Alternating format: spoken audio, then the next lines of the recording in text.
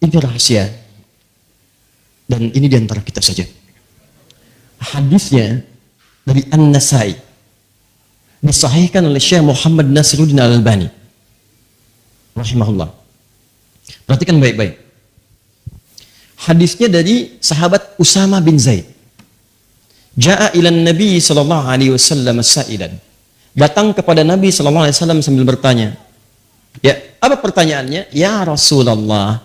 Ya Rasulullah, saya melihat Anda menunaikan puasa banyak di bulan Sya'ban. Saya melihat Anda menunaikan puasa banyak di bulan Sya'ban. Kenapa? Perhatikan kalimat Nabi-nya. Ya, qala Rasulullah sallallahu alaihi wasallam, maka dijawab oleh Rasulullah sallallahu alaihi wasallam, hadza syahrun yaghfulu fihi an-nas. Ini bulan yang banyak dilupakan oleh orang. Kenapa? Karena saat Rajab orang banyak puasa. Masuk bulan Hurum, ada kemuliaannya. Boleh puasa di situ karena puasa di bulan Hurum ada hadisnya. 4 bulannya. Ya. Dzulqa'dah 11, Dzulhijjah 12, Al-Muharram 1, Rajab 7. Sehingga saat Rajab banyak puasa. 9-nya Ramadan. Ramadan itu sudah jelas banyak orang puasa. Sehingga orang lupa ma baina Rajab wa Ramadan. Antara Rajab dengan Ramadan ada bulan ke-8 kata Nabi, banyak orang lupa. Ini bulan penting. Apa pentingnya bulan itu? Syahrun turfa'u fihil a'mal. Di bulan itulah, selama sebulan itu amalan-amalan kita akan diangkat, disampaikan kepada Allah Subhanahu wa taala. Hadisnya sahih. Wa ana uhibbu an yurfa'u amali wa ana sha'im. Dan saya akan sangat senang dan cinta ketika amal saya diangkat, saya dalam keadaan sedang berpuasa. Jadi teman-teman, catat kalimat ini di 3 hadis berbeda. Jadi amalan kita itu diangkat, disampaikan kepada Allah, ada 3 periode. Periode pertama setiap hari. Waktunya cuma 2. Ini nasib. Waktunya cuma 2. 1 subuh, kedua asar. Saya ulang. Waktunya cuma 2. 1 subuh, kedua asar. Kemudian, sudah? Apa hadisnya? Ada. Ya. Yata'aqabuna fikum malaikatun bil-lail wa malaikatun bin-nahar fayajtami'una fi salati subhi wa salati al-'asri fasa'adu ila Allah Subhanahu wa ta'ala. Kalian itu akan diawasi, dicatat amalan oleh para malaikat. Maka malaikat siang dan malam berkumpul di waktu fajar dan asar. Maka mereka naik kepada Allah Subhanahu wa ta'ala. Fayaqulu Allah ta'ala. Ya, maka Allah bertanya kepada malaikat-malaikat itu. Allah Maha tahu. Jadi enggak nanya pun enggak tahu. Enggak nanya pun enggak tahu. Cuma untuk memastikan tugas ditunaikan dengan sempurna dan menunjukkan kepada hamba malaikat tidak akan mungkin menyalahi perintah. Quran surat 66 ayat ke-6. La ya'sunallaha ma amarahum wa yaf'aluna ma yu'marun. Kadang-kadang ada berita disampaikan itu bukan karena Allah enggak tahu, tapi untuk membuktikan kepada hamba, nih ciptaan saya enggak akan keliru. Jelas? Misal, contoh yang kedua. Kenal setan? Kenal. Setan asalnya iblis. Dari mana taunya? Disebut setan Al-Baqarah ayat 36. Asalnya iblis Al-Baqarah 34. Iblis asalnya jin. Quran surah ke-18 ayat 50. Al-Baqarah 36, fa'azallahuma syaitan. Siapa syaitan? Iblis. Ayat 34-nya, wa idz qulna lil malaikati isjudu li adama fasajadu illa iblis. Siapa iblis? Asalnya jin yang bermaksiat. Dari mana? Quran surah 18 ayat ke-50, paling kanan pertengahan. Wa idz qulna lil malaikati isjudu li adama fasajadu illa iblis kana minal jinni fa fasaqa an amri rabbi. Nah, jin ini bermaksiat, gak mau sujud kepada Adam alaihissalam sebagai penghormatan. Dia diminta sujud gak mau. Baik, perhatikan sini. Lihat baik-baik ya. Allah menjawab di Quran surah ke-2 ayat 34. Aba wastakbar. Dia nggak mau sujud karena sombong. Allah sudah tahu nih sombong nih. Cuma ditanya langsung di lisan iblis, jin yang tadi itu, supaya muncul di lisannya dan didengar oleh makhluk-makhluk yang lain. Supaya nanti dia nggak bisa membantah kepada Allah. Ya Allah, saya nggak sombong kok. Karena terungkap langsung di lisannya, terdengar, maka pembuktian apa yang Allah sampaikan terbukti semuanya. Maka dibuka di Quran surah ke-7 Al-A'raf ayat ke-12. Kata Allah, "Ma mana'aka alla tasjuda id amartuk." Kenapa kamu nggak mau sujud ketika aku perintahkan? Allah tuh nggak harus tanya kenapa, karena sudah tahu di Al-Baqarah 34 tadi. Istakbar, sombong dia. Cuma untuk membuktikan apa yang saya sampaikan benar, maka ditanyakan, "Kenapa kamu nggak mau sujud, Tan?" Setan. Kenapa nggak mau sujud? Saya perintahkan. Sujudnya nggak penting, yang penting perintah saya. Ini kan perintah saya. Kalau saya nggak perintahkan, nggak usah sujud. Semuka langit dan bumi nggak sujud, nggak akan menurunkan status Allah sebagai Tuhan. Cuma ini perintah saya. Apa jawabnya? Ana khairun minhu. Khalaqtani min narin wa khalaqtahu min tin. Saya lebih hebat dibandingkan dia. Engkau ciptakan saya dari api, kau ciptakan dia dari tanah. Enggak level, api harus sujud hormat kepada yang tanah. Kalau perasaan besar, besar disebut kabura. Merasa besar disebut dengan takabur. Kalau sifat kebesaran diambil, dilekatkan pada dirinya, disebut dengan istakbar namanya. Seakan-akan kebesaran itu milik dia, diambil, istakbar. Setan ini merasa besar, seakan-akan sifat besar itu diambil pada dirinya. Makanya dia katakan, saya lebih hebat dibanding dia. Seakan-akan dia ngambil sifat besar itu. Makanya di Al-Baqarah ayat 34 kalimat yang bukan menggunakan takabur. Allah bisa mengatakan aba wa takabur. Tapi Allah mengatakan aba wa stakbar. Dia sombong dan dia mengambil jubah kesombongan dikenakan pada dirinya.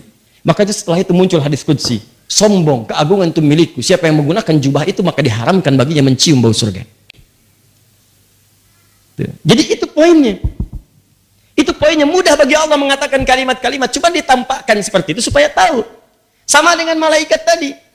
Disampaikan kalimatnya untuk menegaskan bahwa malaikat tidak akan bermaksiat kepada Allah Subhanahu wa taala. Kata Allah, bagaimana keadaan hambaku ketika engkau tinggalkan? Kata malaikat, taraktuhu musalliya. Saya tinggalkan dia dalam keadaan salat. Kalau sedang salat. Taraktuhu naima. Saya tinggalkan dia dalam keadaan tidur. Kalau sedang tidur. Bayangkan teman-teman. Subuh. Allahu Akbar, Allahu Akbar. Anda sedang zikir di masjid. Bersiap salat. Malaikat naik menyampaikan kepada Allah. Allah katakan, bagaimana hambaku si fulan si Angga sedang apa? Sedang berzikir kepadamu ya Allah. Masya Allah. Bagaimana zikirnya? Sambil tidur ya Allah.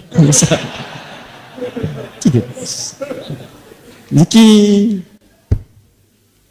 Bagaimana keadaan hambaku si Hakam? Sedang salat ya Allah. Tinggalkan. Yang paling bahaya ketika sedang bermaksiat. Bagaimana keadaan hambaku ketika aku tinggalkan? Ketika engkau tinggalkan? Ya Allah, dia sedang bermaksiat. Allahu Akbar. Anda bayangin aja lah. Anda aja disampaikan laporan pegawai menyampaikan kepada Anda, bos, maaf, saat kamu tinggalkan dia sedang dalam keadaan apa? Waduh Pak, dia sedang ngambilin aset perusahaan Pak. Pelan-pelan dia masukin tuh gini. Perasaan Anda bagaimana? Pecat dia besok. Untungnya Allah itu rahmatnya lebih tinggi daripada murkanya. Kalau mau tobat, saya ampuni dia. Dorong dia untuk tobat. Nah itu subuh dengan asar. Kemudian yang kedua, setiap pekan. Setiap pekan itu berlangsung 2 kali, Senin dengan Kamis. Hadisnya sahih. Hadisnya sahih. Di hadis Muslim. Nabi SAW pernah ditanya, kenapa beliau menunaikan puasa Senin dan Kamis, khususnya di hari Kamisnya. Hari Senin beliau jawab, hadza yauma waulitu. Hari Kamis, hadza yauma yurfa'u fihi al-amal. Wa uhibbu an turfa' amal a'mali wa ana sha'im. Dan saya senang ketika amalan saya diangkat, saya sedang puasa. Nah, pertanyaannya adalah, lihat baik-baik.